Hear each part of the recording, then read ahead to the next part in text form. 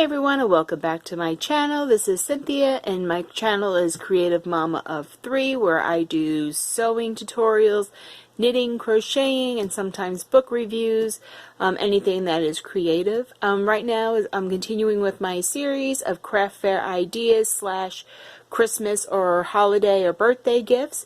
Today I'm going to show you how to make scrunchies. Being a child of the 80s and early 90s, scrunchies were something that we used to use every day. We had different kinds to match our outfits, which was very important. And now that I have teenage daughters, scrunchies are making a comeback, it appears. But not just any scrunchies. I like to make ones with meaningful fabric or colorful fabric, just to give them something extra. So I'm going to show you how to make them. They're very easy.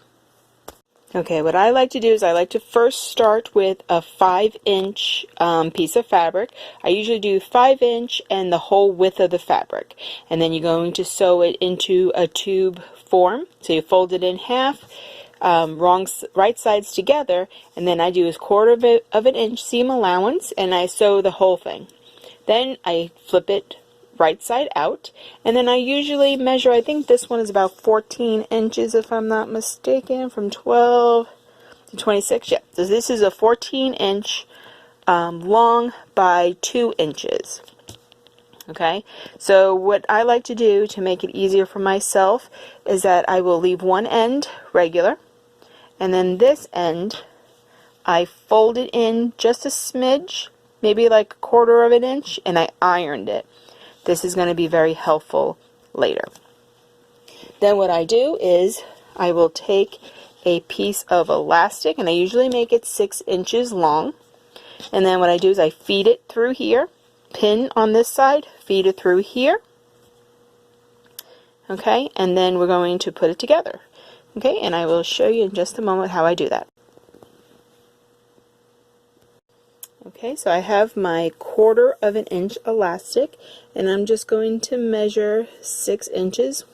So that will be 1, 2, 3, 4, 5, 6.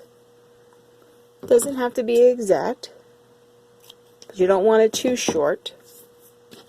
Then what I like to do is I like to take one of my little clips here, and I will put on one end like that.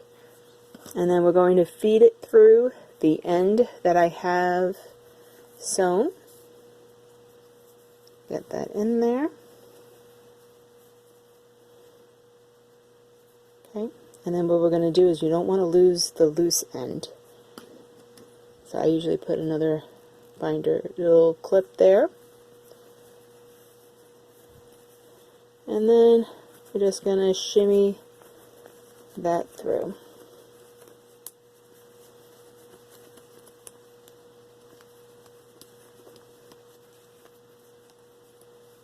See, and that comes through. Just squish it. Okay. And then what we're going to do is we're going to, oops. Okay, I thought I lost it, but I did not, so that's good. You take that. Don't need that one anymore. Put that one aside. Okay, and then what we're going to do is we're going to sew this. Now normally I would recommend you sewing this on your machine, going back and forth a few times, but I've tried doing that, and since this is such a little piece of elastic, I found that it's much easier just to do a few stitches by hand. So let me get that ready. Okay, so I have my needle with some thread on it.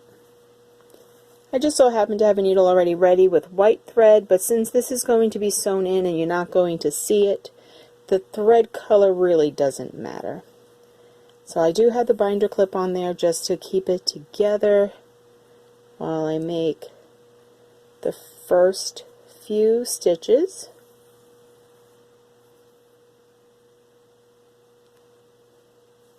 And it doesn't even have to look pretty either. Like I said, no one's going to see it, but you want to make sure you do enough stitches to keep it secure. Okay, I'm going to take this off, and I like to do quite a few stitches on both sides. And try not to stab yourself. Some people tie it, but I don't know if I would like to tie it in a knot. I guess that would be your personal preference. I like to do it this way so that there's no obvious hard spot or bulky spot in your scrunchie. Just going to do maybe a few more stitches. Do not get the fabric in there. And also make sure that you're getting both pieces of the elastic. Okay.